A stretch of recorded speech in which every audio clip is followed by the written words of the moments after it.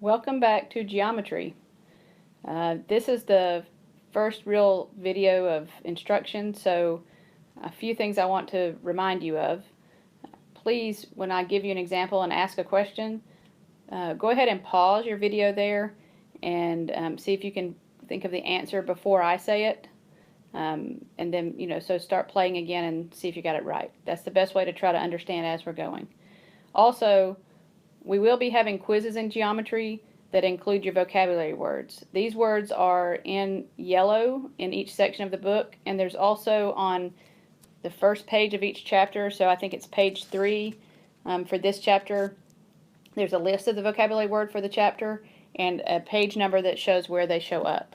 So you need to be keeping up with vocabulary as we go. It's really important to learn the language of geometry in order to understand what we're talking about.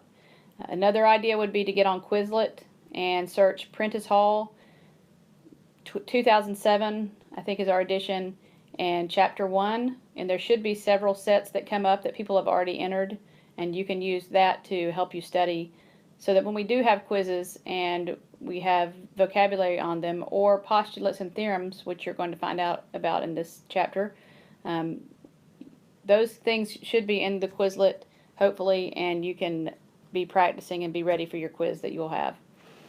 Okay, so moving on to section 1.3. We're going to learn about points, lines, and planes. The first thing that we're going to learn about is a point. It's just a location that is represented by a dot. There is no size to it, but we name it with a capital letter. Hopefully you can see on the board behind me the line that I've drawn that has 2 points on it, A and B. So if I was referring to those points, I would just use a capital letter, A or B, depending on the point I was referring to. The next definition that we need to learn is that there's something called a line that's just a series of points that extends in 2 opposite directions without end.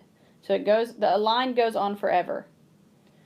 The line that I've drawn up there contains points A and B, but it's also named with the lowercase letter t. And the arrows on the ends of the lines represent that it keeps going on forever and ever. There would be an infinite number of points on that line. I just have only named 2 of them.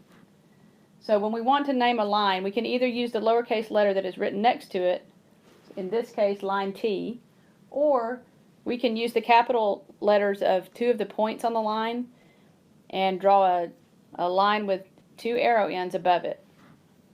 So I've written that below on the right side of the line where it says line T or AB, and it has the line over it.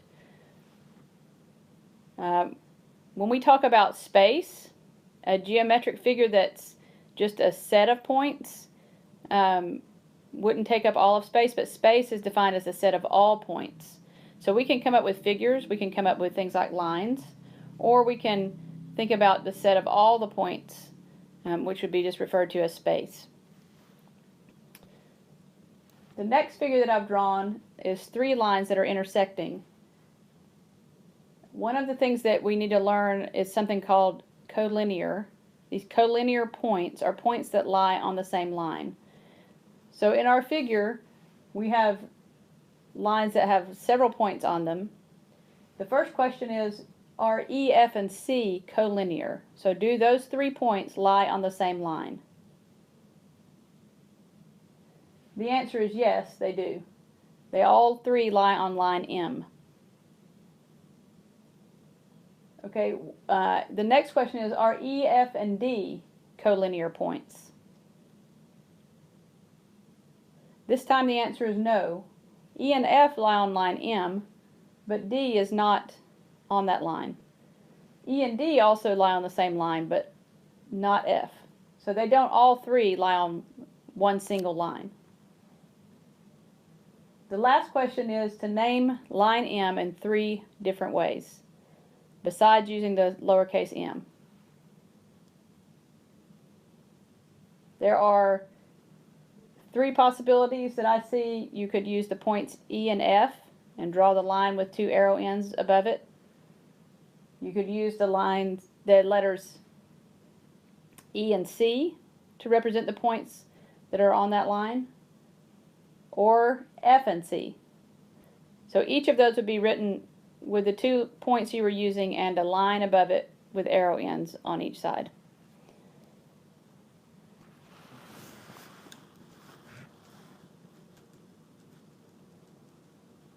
Okay, the next definition that we need to know is a plane. I'm going to move over and actually write this one.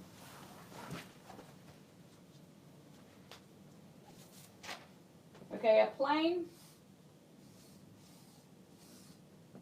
is a collection of points. It's a flat surface with no thickness. It contains lines and it extends to infinity in all the directions that are drawn here. It's usually represented with a single capital letter. In this case, we're going to call it plane P. Another way I can name a plane is with 3 points that are within it.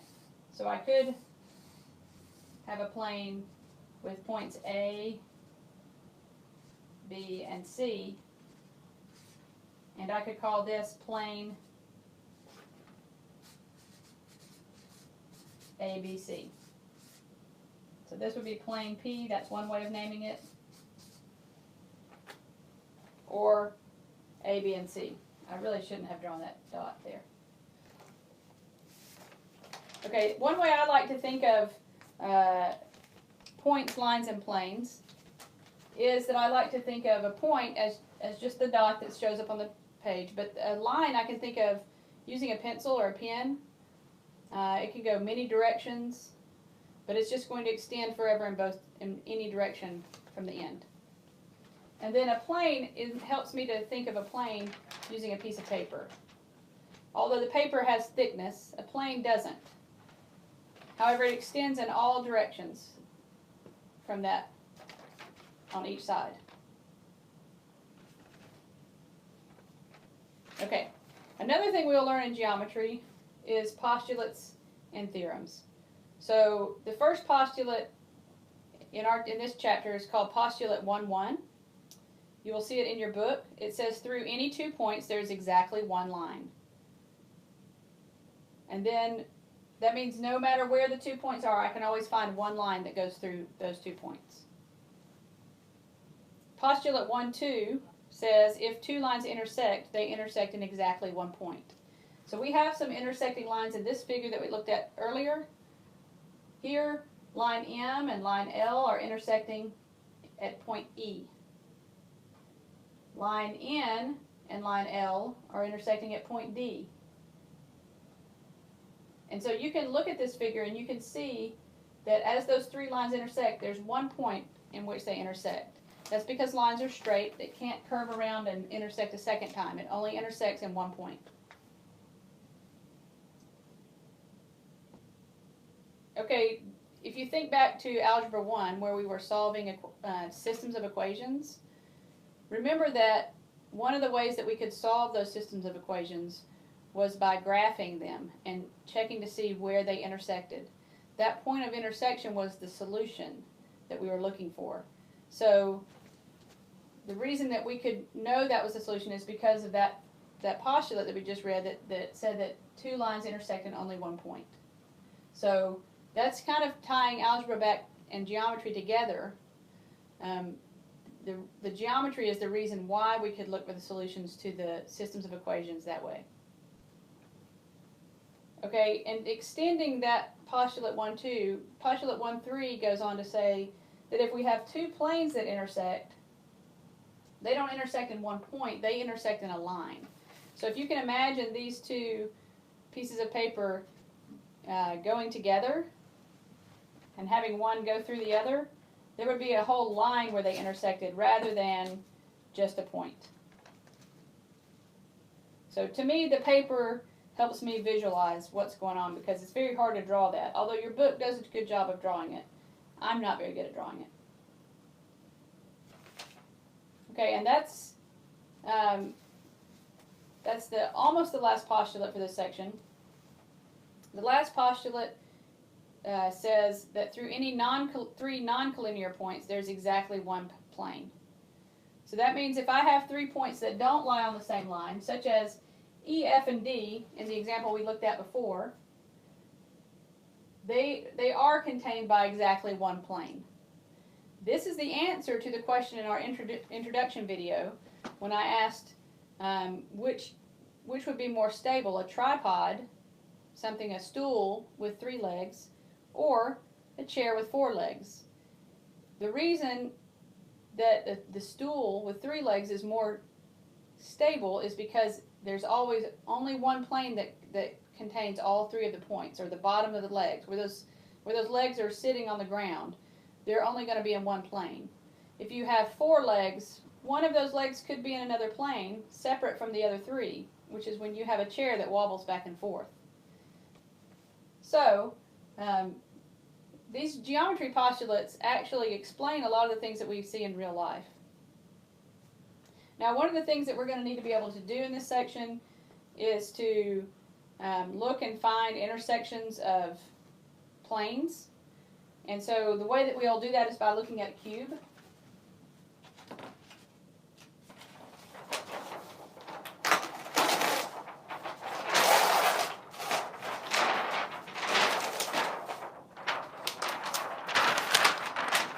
So let me draw a cube up here.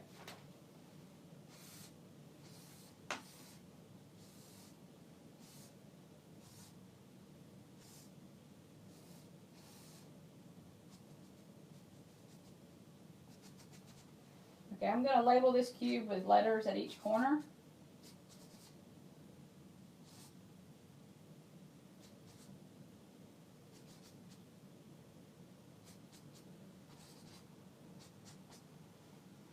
Okay, now each face of the cube makes a plane.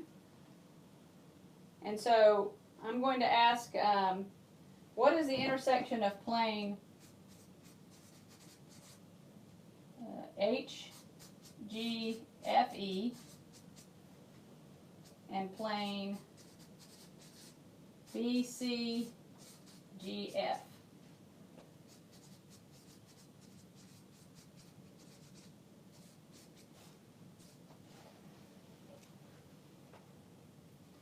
Remember that our postulate told us that two planes intersect in a line. So you're looking for a line as an answer to this.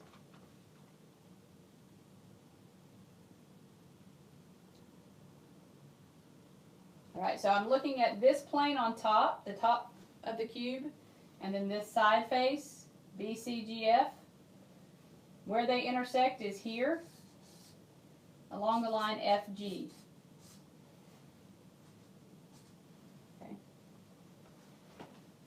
It doesn't matter what order you put the points in for the line, so if you wrote GF, that's okay too.